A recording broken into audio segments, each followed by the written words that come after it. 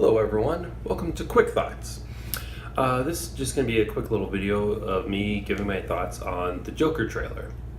Now, I know this came out a while ago, however, I wanted to kind of wait a little bit and sort of let everything marinate, but I also was really curious about other people's reactions, and I was really curious as to how this movie was going to be perceived by other people, so I kind of wanted to wait for that so I could include that in this video. Now, the overall majority of response, or at least all the response I saw, was overwhelmingly positive. A lot of people think this movie looks to just be totally amazing. I personally think that Joaquin Phoenix's performance looks amazing, but the actual movie itself I don't think is going to be amazing because I do see quite a few fundamental flaws.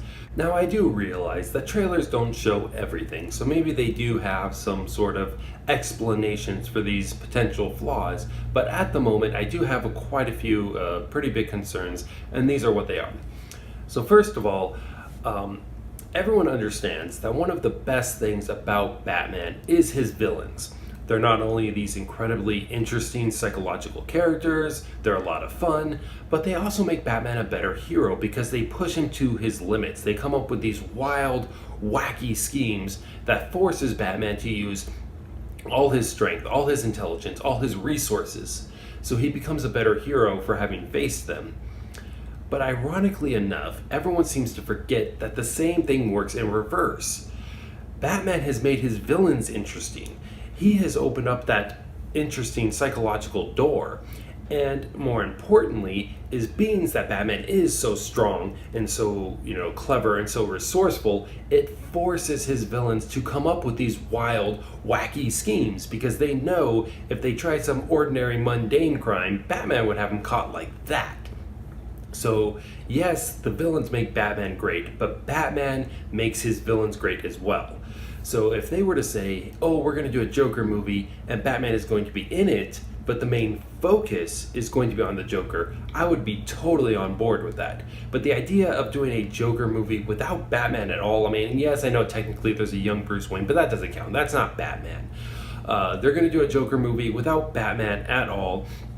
And I just think that concept is fundamentally flawed because the best interpretation of any character is when they're being pushed to their limits. Batman can do that to the Joker. He can push him to his limits. He can force the Joker to come up with the wildest, wackiest, most clever scheme he could think of. The ordinary police or the mob are not going to be able to do that to the Joker. Kind of like what he was saying in The Dark Knight when he's like, what am I supposed to do? Go back to ripping off mob dealers? No.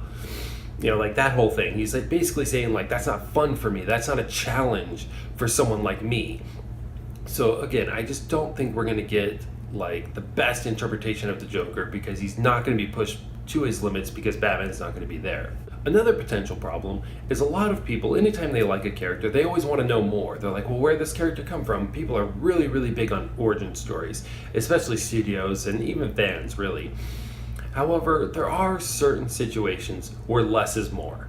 I think one of the best parts of The Dark Knight was when he tells all the different stories about his scars, because then we're kind of left wondering, well, which story is real? Are any of them real? Maybe there's parts of them that are real, and they're all like have a little bit of truth to them. Like we just don't know, and that makes it so much fun. And I think the Joker is one of those characters where it is just so much more fun not knowing.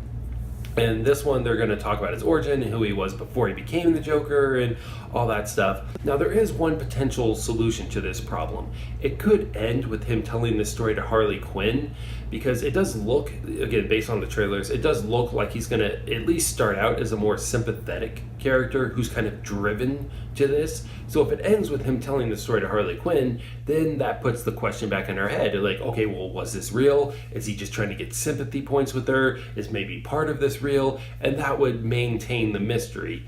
However, I don't think they're going to do that.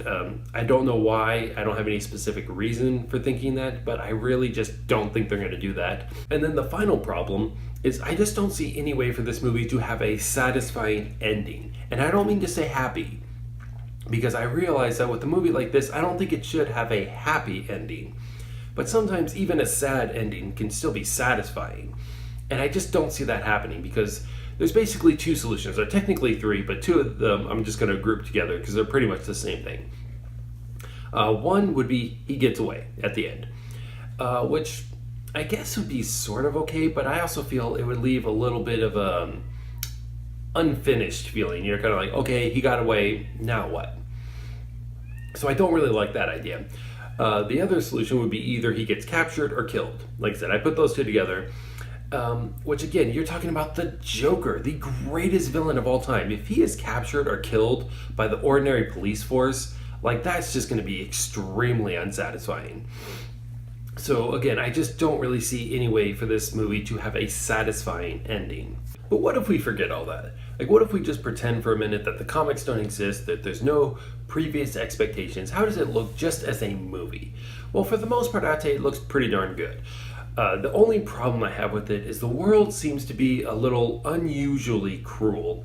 And this is a big problem I have with like media and movies nowadays, is a lot of people are under this impression that the overwhelming majority of people in this world are just bad. You know, you just go out in the world and everyone is just out to get you. They're going to kick you when you're down and all that ridiculous stuff. And this is the thing.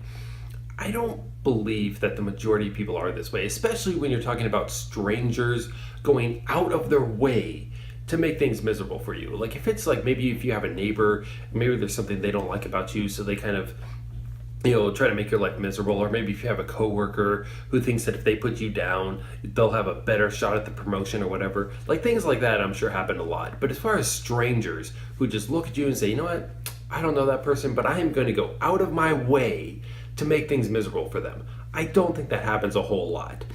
And then when people talk about like the majority of people like just being jerks, even then I don't think that's true. Because if you're talking about the majority, then that means every time you go out, every time you go to the grocery store, every time you walk down the street, every other person you come across, every other person you interact with would just be a jerk to you. Can anyone honestly say that happens to them every single day? That every time you go out, you go to the grocery store, every other person is a jerk to you? No. And even then, that's only half. Even if it was every other person, that would only be half. So this idea that people have, that the majority of this world is just cruel, horrible jerks, it's just so ridiculous. And I really, really hate it when media and movies portray the world that way, that the overwhelming majority of people are just out to get you. I'm not saying this is a bright, wonderful little Maryland or whatever. I'm just saying this world is nowhere near as bad as media and movies make it out to be. Now, once again, there is a potential solution. I mean, this is Gotham City, so maybe the idea is that things are way worse here than they are in most places of the world, and I would be okay with that. But if they try to say that this is just like a general world interpretation, I would have a problem with that, because I just don't think the world in general is this cruel. I don't think it's perfect, but I don't think it's to this level. But again, we'll see what happens with that. So overall, my general thoughts is I do think performance-wise, I think Joaquin Phoenix is going to completely nail it out of the park. I do think this will probably be the best Joker performance. As much as I love Heath Ledger, based on what I'm seeing, it does look like this one's going to be better. However, I still think the Heath Ledger Joker is going to be written better. Like, I think the writing for that character is, I don't think they're going to match that. So again, I think performance-wise, this will be the best. I think story-wise, I think for the most part, will probably be pretty good. Again, I just don't think we're going to get that really great, clever Joker. I think he'll be semi-clever, but not like top-notch Joker clever. And then I do think it's going to have an unsatisfying ending. Whatever the ending is, I just feel like it's probably going to leave a bad taste in people's mouth, at least mine. And yeah, that's my general quick thoughts, and we'll see you next week.